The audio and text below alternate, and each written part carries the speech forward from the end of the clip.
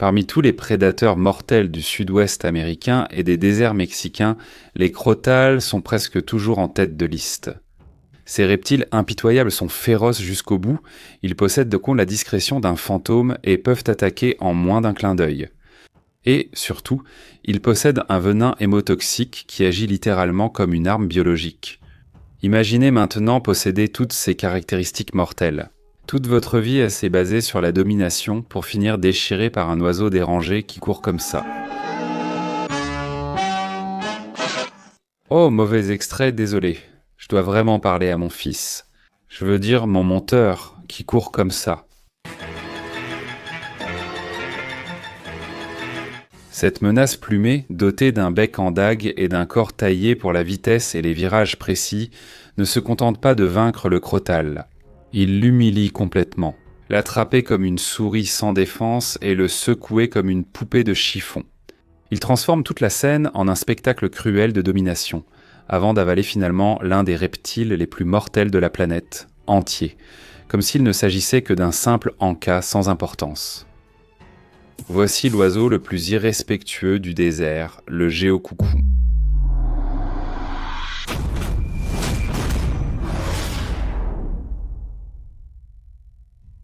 Voici une volée de quéantes picorant tranquillement sur le bord de la route, ayant l'air plutôt calme et insouciante. Mais croyez-moi, elles ne devraient pas l'être. Elles ignorent encore qu'il se passe quelque chose autour d'elles, et ce n'est pas bon signe. C'est un géocoucou. En termes de compétences de chasse et de brutalité pure, une caille n'arrive même pas à la cheville de ce prédateur du désert. L'oiseau silencieux, d'une concentration extrême, se faufile derrière la clôture, se déplaçant si discrètement qu'il pourrait aussi bien être un fantôme en quelques secondes. Il est juste derrière la volée, qui est encore trop occupée à manger pour se rendre compte que leur perte les traque littéralement. Puis soudain le géocoucou surgit de derrière la clôture et se lance droit sur la volée. Mais il rate sa cible, les cailles s'envolent en un éclair, disparaissant avant que le géocoucou ne puisse les attraper avec ses griffes. Dommage qu'il ne puisse pas vraiment voler. S'il le pouvait, ces cailles n'auraient eu aucune chance. On dirait un désavantage évolutif tragique, n'est-ce pas ? Alerte spoiler, ce n'est pas le cas parce que ce que le grand géocoucou a eu à la place d'ailes faites pour voler, c'est quelque chose de bien plus sauvage et bien plus mortel. Eh bien, on y reviendra dans un instant. Mais d'abord, donnons à ces oiseaux du désert particulier l'introduction qu'ils méritent. Géocoucou de Californie, aussi appelé le grand géocoucou, le chaparro-coq. Le coucou terrestre, surnommé tueur de serpents, est un oiseau aux longues pattes de la famille des coucous, vivant dans le sud-ouest des États-Unis et au Mexique. Dans les déserts brûlants, les terres sauvages et broussailleuses et les étendues solitaires d'arbres épars, il survit et prospère là-bas toute l'année. C'est un oiseau assez grand comparé à la plupart des membres de sa famille, et c'est en fait le plus grand coucou des Amériques. Il peut atteindre une longueur d'environ 50 à 60 cm et peser entre 230 et 425 grammes. Les mâles et les femelles de cette espèce sont similaires, mais les femelles sont généralement un peu plus petites et légères. Son corps brun avec des stries noires présente un cou et une poitrine claire ornée de lignes foncées, un ventre blanc et une petite touffe de plumes sur la tête lui donnent un air robuste et bagarreur.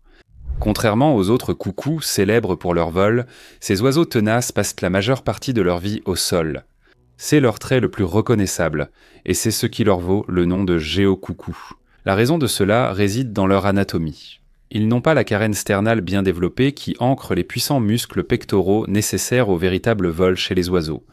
À cause de cela, les muscles pectoraux des géocoucous sont petits et leurs ailes sont courtes et arrondies. Ils sont juste assez forts pour les maintenir en l'air quelques secondes, mais ils en profitent aussi.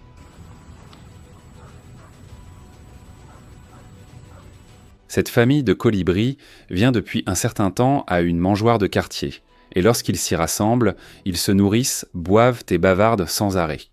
Mais tout ce vacarme a attiré l'attention de la mauvaise sorte. Un géocoucou les a repérés et ne repartira pas sans un repas. L'oiseau furtif fixe la mangeoire du regard et se tapit, ressemblant en tout point à un tueur sans pitié. Il verrouille sa cible et attend, car il ne peut pas rester en vol longtemps. Il attend patiemment qu'un colibri malchanceux descende juste assez bas pour entrer dans sa zone d'attaque, et alors cela se produit. Le prédateur bondit vers le haut dans une brève poussée de vol, saisit le petit colibri en plein vol et l'avale tout entier comme une bête impitoyable.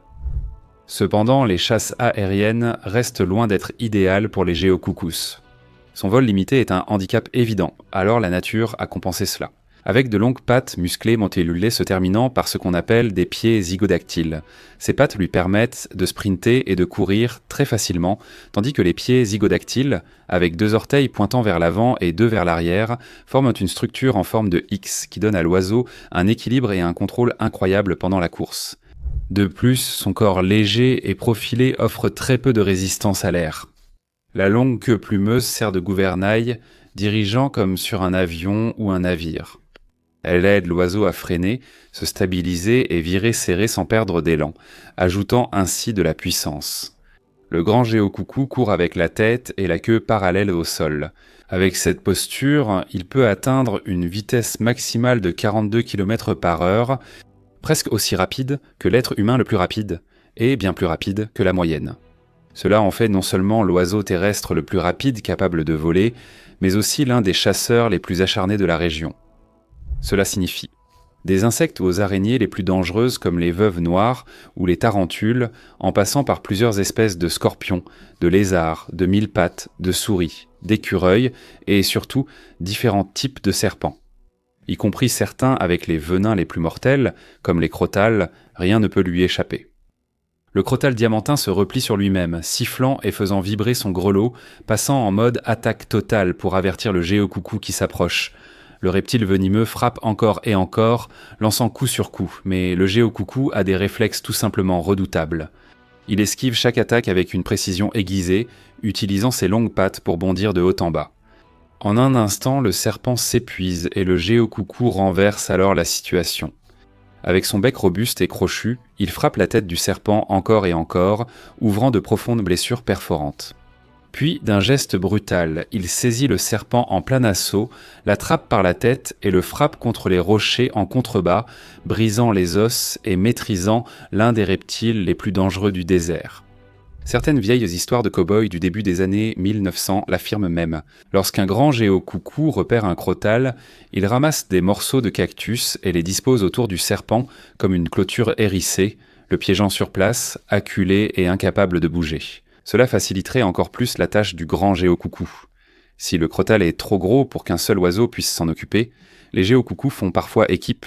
L'un distrait le serpent de face, l'incitant à attaquer encore et encore tout en esquivant sans relâche pour l'épuiser, tandis que l'autre s'approche discrètement par derrière et lui donne des coups de bec sur la tête. Il finit par le saisir et met fin au combat. Une fois la proie tuée, la frapper contre la roche a une autre utilité. Cela attendrit le corps, ce qui le rend plus facile à avaler. Si la proie est assez petite, le grand géocoucou l'avale d'un seul coup, mais si c'est une grosse prise, il l'avale morceau par morceau. La tête du serpent pourrait déjà être dans son estomac. Pendant que la queue pend de son bec, l'oiseau l'avale petit à petit, morceau par morceau, jusqu'à ce que tout disparaisse dans son tube digestif. Il n'y a pas que les serpents. Ce grand géocoucou vient d'attraper une souris, plus grosse que sa proie habituelle. Le vilain oiseau l'avale de force avec de violents coups de cou, tandis que la queue de sa victime pend de son bec. Effrayant, c'est encore en dessous de la réalité. En plus de chasser des animaux, les géocoucous complètent aussi leur alimentation avec des noix et des graines. Et comme l'eau n'est pas toujours facile à trouver dans leur habitat désertique, ils compensent en retenant les liquides provenant de la nourriture qu'ils consomment, ce qui leur permet de rester hydratés malgré les conditions rudes et sèches. De plus, les géocoucous possèdent une petite zone de peau nue sous le menton qu'ils agitent en éventail, pour libérer la chaleur lorsque le soleil tape fort. Mais la chaleur extrême n'est pas le seul défi du désert. Lorsque le soleil se couche, la véritable menace devient le froid. Pour faire face à cela, les géocoucous se blottissent derrière des rochers ou une végétation dense pour bloquer le vent. Ensuite, lorsque le matin arrive, ils s'étendent à plat sur le sol pendant 2 à 3 heures, tournant le dos au soleil levant pour que celui-ci puisse réchauffer leurs organes internes. Lorsqu'ils sont jeunes, les géocoucous passent les premières années seuls. Lorsqu'ils atteignent 2 ou 3 ans, ils trouvent un partenaire et forment un couple à long terme. En fait, contrairement à beaucoup d'autres oiseaux ou animaux d'ailleurs, ils ne s'accouplent pas uniquement pour avoir des petits.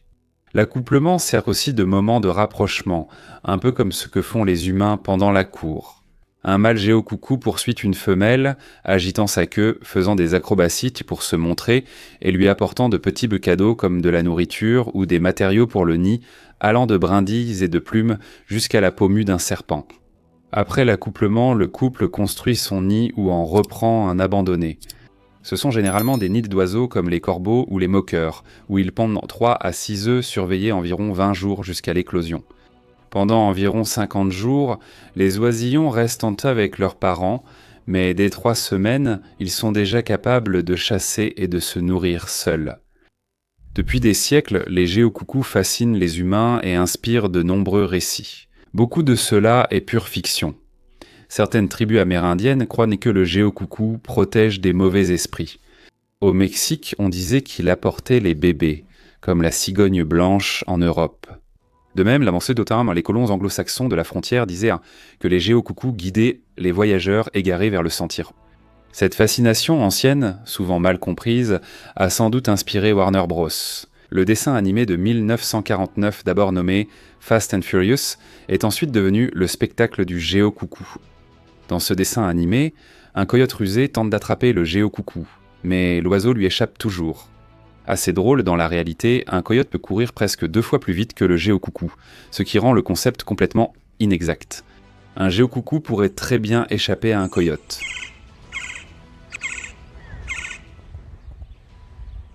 Mais il ne le distancerait pas, il prendrait juste un bref envol pour être hors de portée.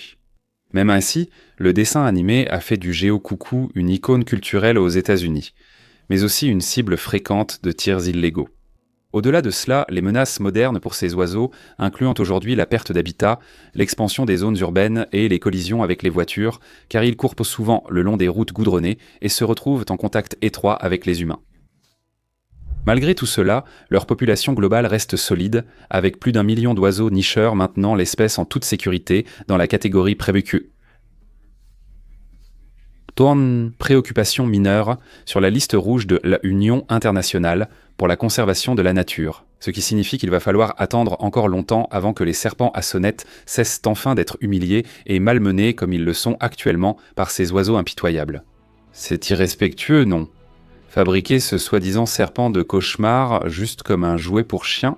Qu'en pensez-vous ? Partagez vos avis dans la section des commentaires ci-dessous. Et comme toujours, on se retrouve dans la prochaine vidéo. Au revoir.